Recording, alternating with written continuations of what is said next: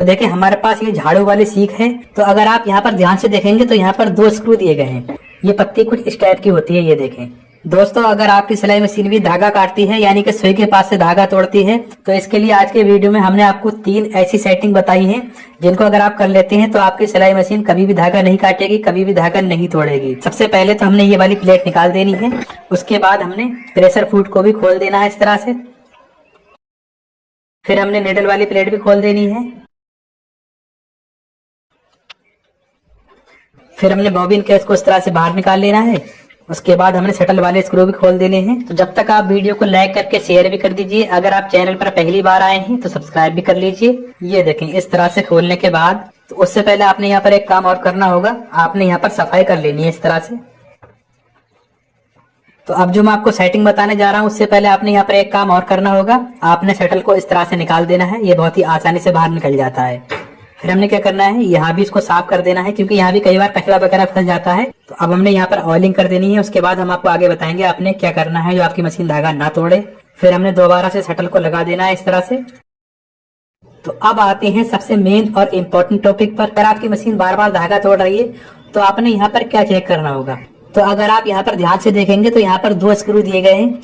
तो ये स्क्रू क्यों दिए गए हैं, यहाँ पर देख सकते हैं पत्ती लगी होती है जिसको हम छीका पत्ती बोलते हैं। तो आपने यहाँ पर क्या चेक करना है, तो कई बार क्या होता है मशीन चलते चलते यहाँ से पत्ती टूट जाती है। ये पत्ती कुछ इस टाइप की होती है, ये देखें। तो यहाँ पर ये पत्ती इस तरह से लगाई जाती है। तो जब यहाँ से ये पत्ती टूट जाती है तो आपकी मशीन धागा काटने लगती है। तो आपने क्या करना है, तो पहले वाली पत्ती खोलने के बाद ये वाली पत्ती लगा देनी है। तो आपकी मशीन धागा नहीं काटेगी। उसके बाद भी अगर आपकी मशीन धागा काटती है, धागा तोड़ती है, तो आपने क्या चेक करना है, तो आपने व्हील इस तरह से घुमाना है। जो ये वाला पार्ट है ना, तो वो ये वाला पार्ट इस दिशा में आना चाहिए, इस डायरेक्शन में होना चाहिए, जैसे कि आप देख पा रहे हैं। अब हमने क्या करना है, जो शटल की ये वाली साइड होती है वो भी हमने इसी के डायरेक्शन में रखनी है इस तरह से। ये देखिए इस तरह से रखने के बाद अब देखिए बहुत ही आसानी के साथ शटल लग चुका है यहाँ पर। तो आपने यहाँ पर ये चेक करना है कि आपकी निडल शटल की नोक में टकरा तो नहीं रही है। अगर आपकी निडल टकरा रही है तो आपने क्या करना है, आपने हथौड़ी लेनी है इस तरह से और इधर की बाहर की ओर मारना है इस तरह से। ज्यादा जोर से नहीं मारेंगे। इस तरह से मारने के बाद अब आप दोबारा से चेक करेंगे तो इस तरह से हथौड़ी मारने के बाद आपकी निडल शटल में नहीं टकराएगी। उसके बाद सबसे मेन और इम्पोर्टेंट, जो बहुत सारे बिगिनर्स नहीं जानते, फिर उसके बाद हमने क्या करना है, ये जो निडल प्लेट होती है हमने यहाँ पर क्या चेक करना है, हमने सबसे पहले तो इसका निडल वाला होल चेक करना है। जो ये जो होल होता है, तो कई बार मशीन चलते चलते ये निडल प्लेट पुरानी हो जाती है और इसका होल बड़ा हो जाता है और बड़ा होने की वजह से भी आपकी मशीन धागा काटती है। होल ज्यादा बड़ा हो गया है तो आप ये पटरी चेंज कर दें। तो आपने यहाँ पर एक चीज और चेक करनी है, यहाँ पर अंदर वाली साइड में निशान बन जाते हैं, किनारे बन जाती हैं। तो किनारे बनने की वजह से, खुरखुरा होने की वजह से आपकी मशीन धागा काटती है। तो इसके लिए आपने क्या करना होगा, तो जैसा कि आप देख सकते हैं हमारे पास ये झाड़ू की सीख है जो नॉर्मली सब लोग जानते ही हैं। तो आपने क्या करना होगा, इस होल में डालनी है इस तरह से। आप इस होल में डालेंगे ना इस तरह से, ये देखें। तो हमने इस सीख को हमने इस होल में डालना है इस तरह से और हमने इस तरह से घुमाना है, ये देखें। तो आप चाहे तो यहाँ से तोड़ सकते हैं। तो देखिए हमने यहाँ से तोड़ दिया इसको। इससे क्या होगा, जो किनारों में दरारें बन गई हैं, किनारे बन गए हैं, जो खुरखुरापन आ गया है वो यहाँ से खत्म हो जाएगा और चिकनापन आ जाएगा। आपने इस तरह से करीब 2 मिनट तक करना है इस तरह से, ये देखें।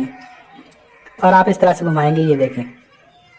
इस तरह से लेने के बाद तो अब आप देख सकते हैं यहाँ से इसमें जो धारें बन गई थी, किनारे बन गए थे, वो किनारे सारी खत्म हो जाएंगी।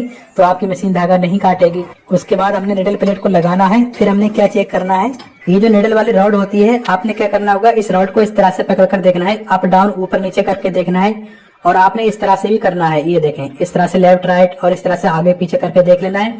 तो आपने ये पता लगाना है कि आपकी रॉड हिल तो नहीं रही है, ये ऊपर नीचे तो नहीं हो रही है। होता क्या है, कई बार आपकी रॉड हिलने लगती है, पुरानी हो जाती है, तो हिलने की वजह से आपकी मशीन धागा तोड़ती है, धागा काटती है। तो अगर आपकी ये रॉड खराब है तो आपको न्यू रॉड डालना पड़ेगी। और अगर आप रॉड नहीं चेंज करेंगे तो आपकी मशीन धागा काटती रहेगी। उसके बाद आपने क्या करना होगा, शटल को चेक कर लेना है। कई बार शटल खराब होने की वजह से भी आपकी मशीन धागा काटती है। तो आपने क्या करना होगा, यहाँ से पकड़ेंगे इस तरह से। तो आपने इस तरह से अप डाउन नीचे ऊपर करके देखना है। अगर आपका शटल ऊपर नीचे हो रहा है यहाँ से, तो समझ लीजिए आपका शटल पुराना हो गया है। तो आपको शटल भी चेंज करना पड़ सकता है। बाकी अगर आपकी रॉड और शटल सही है और जो मैंने सेटिंग बताई है, अगर आप ये सेटिंग करेंगे तो आपकी मशीन कभी भी धागा नहीं काटेगी। Thanks for watching this video.